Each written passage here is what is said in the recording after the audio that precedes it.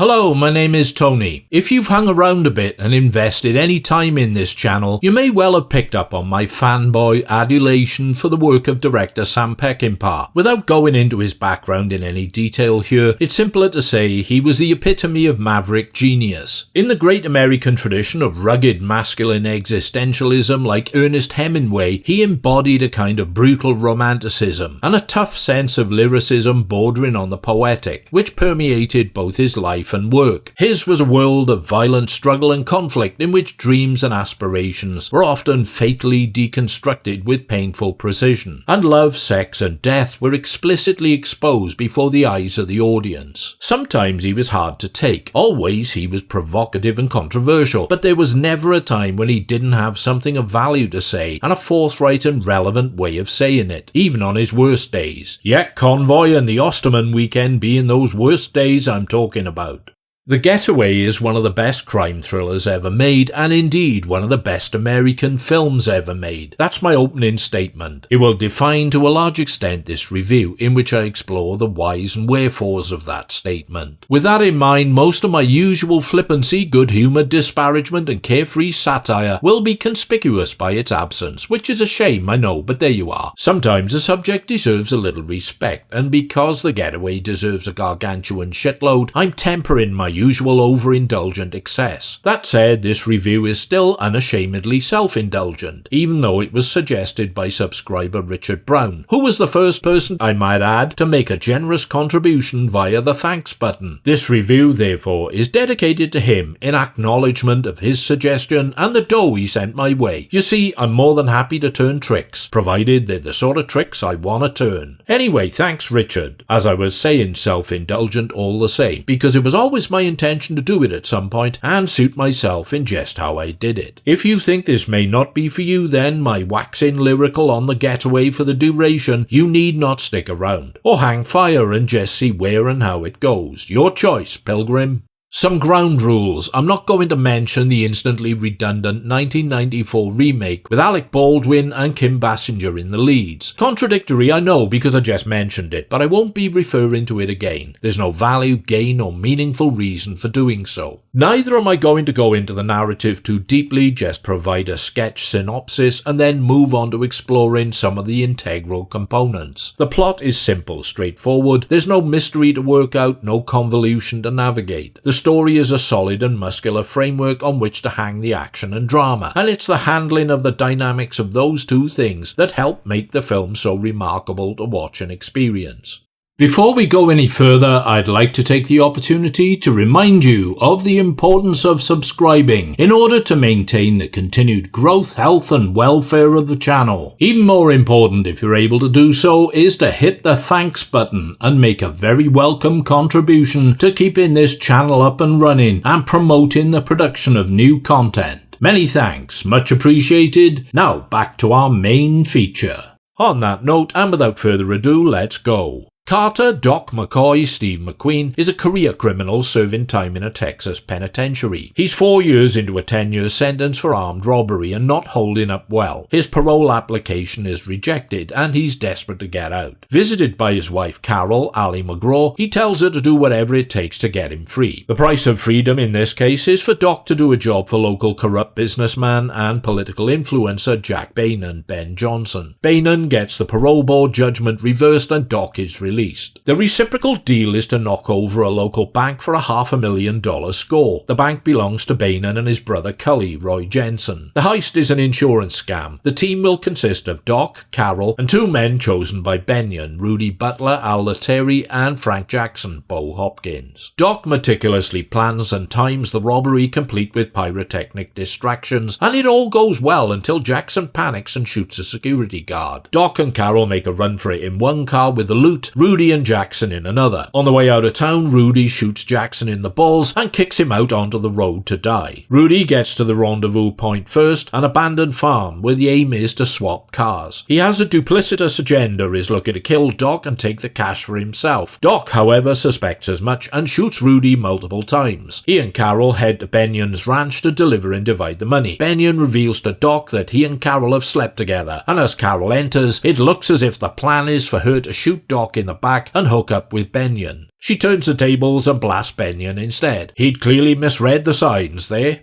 With their relationship now under considerable strain, Doc interpreting her sleeping with Benyon as a betrayal, even though she did so under duress to secure his release, the two hit the road to flee with the money to El Paso. They will hole up in a hotel run by Laughlin, dubbed Taylor, which is a pit stop for criminals looking to arrange passage across the border into Mexico. As well as their lack of trust in each other, Doc and Carol have additional problems. Rudy isn't dead. He is wounded but wore a bulletproof vest which saved his life. Making it to the home and practice of veterinary surgeon Harold, Jack Dodson, and his airheaded, sexually promiscuous wife, Fran, Sally Struthers, he gets patched up by the vet. As his dressings will need regular changing to avoid infection setting in, he decides to kidnap the husband and wife and takes them on the road in his pursuit of Doc and Carol. Rudy begins a sexual relationship with Fran, who is a more than willing participant. They have sex in front of Harold whilst he is tied to a chair and made to watch. When he can stand the humiliation no longer, Harold hangs himself in a motel bathroom. Rudy and Fran continue their journey together with next to no concern over Harold's suicide. Cully and his gang of violent gun-toting thugs are also on Doc and Carol's trail, as well as an entire police force. The odds are heavily stacked against, but if they're gonna make it work, the pair are going to have to trust each other and work together, which is much easier said than done, while with the course of true love never running smoothly. The Getaway is Sam Peckinpah proving to the studios that he could make a highly polished, commercial and popular slice of movie entertainment without compromising too severely his artistic vision as a director. It is the one film of his where you really get the impression he enjoyed making it. I don't think he did, to be honest, but the illusion is evident, enshrined in the enthusiastic and dynamic style in which the film is made. As always with Peckinpah, it was a troubled shoot, and as is so often the case, he wasn't first picked to direct. Initially, Sam Fuller was in the frame, then Peter Bogdanovich, but when it became a Steve McQueen vehicle, it adopted a habit of changing to suit his will. McQueen had worked with Peckinpah on the neo-western Junior Bonner a year previously, and had enjoyed the experience, even though the film was not financially successful. He wanted Peckinpah, got him, but they clashed violently and repeatedly on the set of The Getaway, mostly due to Peckinpah's excessive drinking. This was the film that brought McQueen and McGraw together romantically, on screen and off. McGraw was married to wunderkind producer Robert Evans, but was instantly attracted to McQueen, who was newly single at the time. They began a torrid affair almost immediately, and it destroyed McGraw's marriage just as quickly. Ironically, it was Evans who pushed for her to get the part of Carol to avoid her being typecast after Love Story. Peckinpah wanted Stella Stevens, Angie Dickinson or Diane Cannon. Evans' influential status won the day, and lost him his wife. Be careful what you wish for, matey. Jim Thompson, a celebrated writer of hard-boiled pulp art fiction, adapted his original novel for the screen. McQueen didn't like the resulting script, and so Walter Hill was drafted in to provide a new one which he liked better. Jerry Fielding scored the picture, but McQueen didn't like the score. Much to Peckinpah's dismay, it was scrapped, and Quincy Jones was recruited by McQueen to provide a new one. As luck would have it, Jones delivered a great hybrid of jazz-orientated sonics and some beautifully wistful harmonica-driven themes of sweetly sublime quality. It was nominated for a Golden Globe,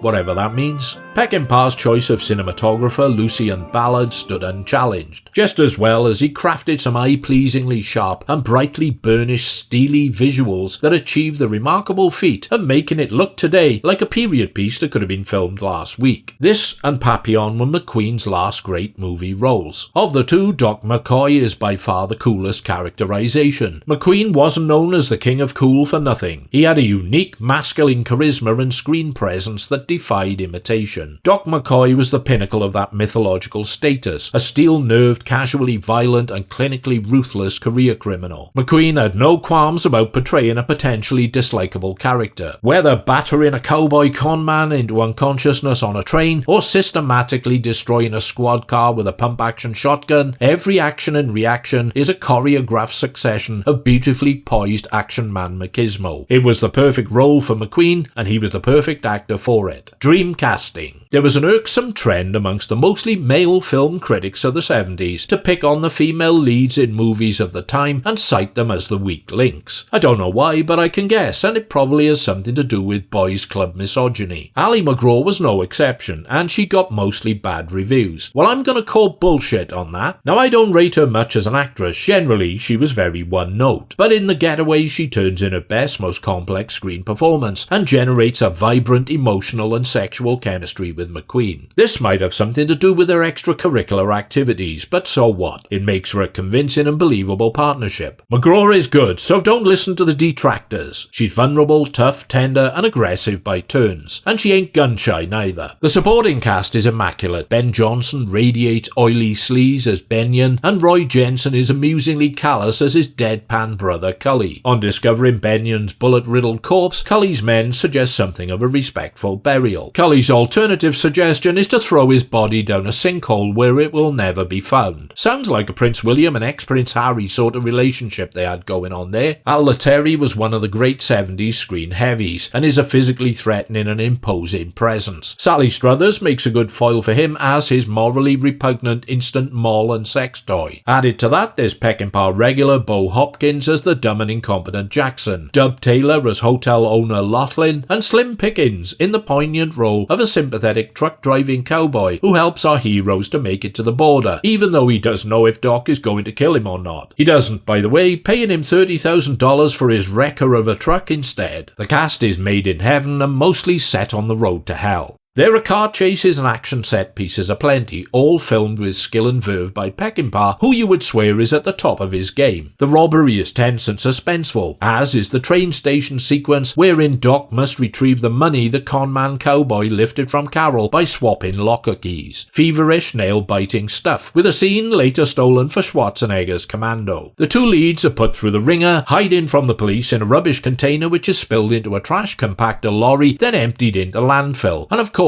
there's that climactic and bloody shootout at the hotel, in which Cully and his goons along with Rudy and Fran all turn up to take on Doc and Carol, in a superbly graphic firefight. Shotguns, machine guns, pistols blazing away. In spite of it being his most impersonal work in certain respects, Peckinpah's not altogether complimentary viewpoint on the fairer sex, by that I mean women, is still a theme. He paints them as untrustworthy, to put it mildly, both sexually and morally. However, he does go to pains to clearly differentiate between the motivations and behaviours of Carol and Fran. Fran is an extreme. She has sex with Rudy in front of her husband without even pausing to think about it. She revels in instant gratification and infidelity, the seediness and ugliness of her behaviour. And she's not very bright. Carol sleeps with Benyon against her will to secure Doc's freedom. Her motives are those driven by love, loyalty, commitment and duty. It's interesting too that Peckinpah addresses the double standards between the sexes. Doc slaps Carol around, angry at what he sees as her betrayal, but later when she points out, "You'd have done the same for me, Doc," it's the pivotal moment when Doc is stung by his hypocrisy and starts to figure they love each other and need to stick together to survive. The interplay between McQueen and McGraw makes for one of the great screen pairings.